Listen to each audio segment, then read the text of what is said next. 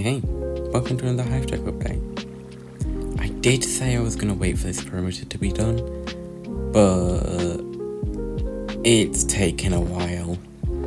There's been issues after issues after issues, and unfortunately, I don't want to delay this by several weeks. Ideally, I didn't want to delay it by even a week. But I also really wanted to just have this done for the update, because that would have been really cool. After some consideration and these massive delays, I've decided to just do the update. There's more than enough to cover, so we'll see this done hopefully by next update. So you may be thinking, what are we currently doing? This place looks very stripy, and is there a reason for that? Well, of course. We're moving all of the ice down. In hindsight, this was a stupid idea, but this was the best way I could think of at the time to drain the gigantic ocean we're above. The issue with this is because of these corrupted chunks, we have situations where we just have to mine a ton of blocks because we can't push them. And if we don't mine them, they get stuck. And even if they don't get stuck, we've honestly had so many issues, but sometimes it just failed to launch because of all the snow. Snow is the biggest issue with this at the minute. It's so annoying. But yeah, this is not going to be done in time for me to make an update. So I'm doing it now. So what is the update for this place? Well, apart from that, we've also finished the second trench. So this is completely finished. The trial chamber being here was really cool. But yeah, so we've done this trench. We did this in the course of a single night, I think. We've removed the anvil wall, which is why there's a ton of water there. That's not necessarily a problem. That gets removed by the sweepers anyway. I did stream this actually. I just sort of sat way up there in spectator mode and did nothing all night except watch it go back and forth, back and forth. We actually used TNT tubing for this. I'm not going to get too much into how, because at this point there's so many videos on it, it's not even worth explaining. But yeah, we TNT tubed that. We don't plan to for this perimeter. That's still up in the air though. We have a ton of TNT saved up, so it doesn't seem necessary. But at the same time, pending ticks can mess with it. But anyway, on to the end, because there's actually quite a few things that have happened there too. And, because we're HiveTech, we just have portals laying around. So, you may have remembered that I said we were going to remove the end island. Well, boys, we're doing it. We've completely finished this first quarter. We mined this all out by hand because of Flipper being in the way. So this was all done by me and Jack and a few others, I think. I plan to bomb just the rest of this. We already have in some places, as you can see here. But what is that bedrock? What the Bedrock, you cannot do me like that. Oh my god, I can't believe I recorded that. Oh well. Minor heart attack out the way. Let's go on to the next place. We have, Pocket kindly rebuilt the tree farm because it had broken so much that we just decided to rebuild it. I believe this all works now, so that's quite good. Honestly though, huge respect to Pocket for that.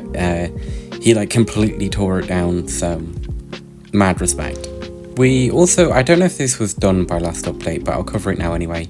We removed the shell of the old main storage, so that's just completely gone now, which is so nice. That was an eyesore. There is yet more progress to the nether perimeter.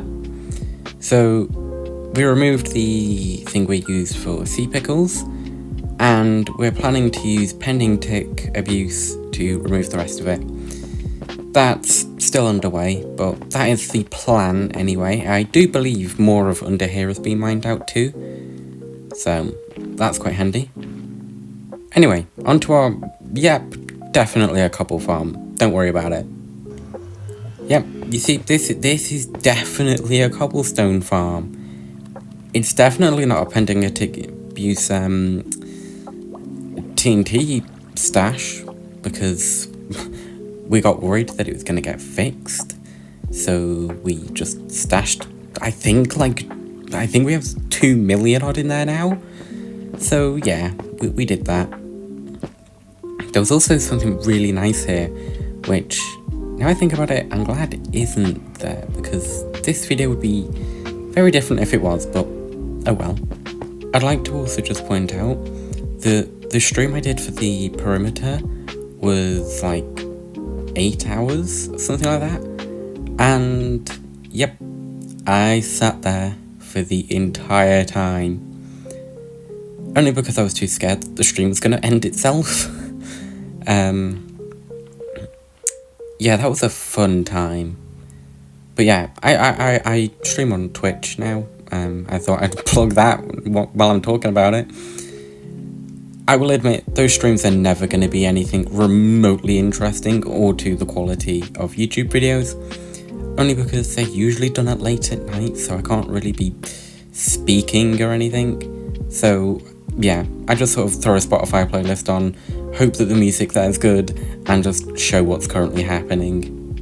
That being said though, there is still some interesting things I need to cover in this update, such as dodging all the mobs because the mob switch is off. I hate this. So this is our temporary bartering setup. We just have a simple clock crafter into, I think, 9 piglins. So yeah, see, look, we have water, because this is normal. Welcome to HiveTech, everyone, where nothing makes sense, ever. Anyway, the gold farm. The storage for this is now fully built. This was kindly done by Razor, not long after the update actually. The last one, that is. And it's just gold crafters, box loader, chest silo. Doesn't actually need to be anything else. Kinda sad though, that gold farm's currently broken because the snowman died. Nobody knows how. It makes no sense. I believe rain. Whatever the reason, it's not going to put me off showing you the actual cobblestone farm. However, dying might... I keep forgetting that elytra do a lot of damage if you don't fly correctly. We have the cobblestone farm. Well, cobble and basalt. We've been told specifically... Oh, I hate this game sometimes. We've been told specifically not to run this when the server is lagging, because that's how the last one decided to end itself. In other news, instead of our main storage getting better, we've actually just started doing the same thing again. Yeah, I hate this. However, Flipper is currently not being able to be used, because I believe the filters in the MAS need setting up. So yeah, we can't use it. So this is our solution. Remember people, we're storage tech people. It makes no sense that we should be dealing with this, but we are, because yay! In all seriousness though, that is pretty much everything for this update, I think. But there is still something I want to mention. Due to interesting update choices, the HiveTech servers are currently running on 1.21.80, and we have a few performance server-side mods in place. I'm not sure what they're called, but I'll throw the names of them on the screen. These were kindly installed by Citrus on the servers, and they go across all of the servers we're currently working. Well, we wanted Coral fans too, but there seems to be an issue with that, so we'll have to see. But yeah, 1.21.90 and .92 are just awful updates. I've never seen an update so unstable.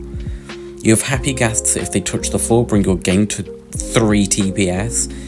You have the many bugs, the trident killers that broke that one time and then they fixed them because the community outraged, and everything else on top.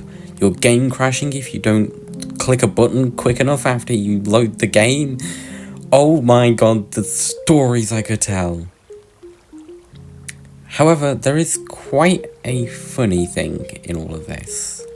Because we love Bedrock and its craziness, projectiles play the Tears music disc.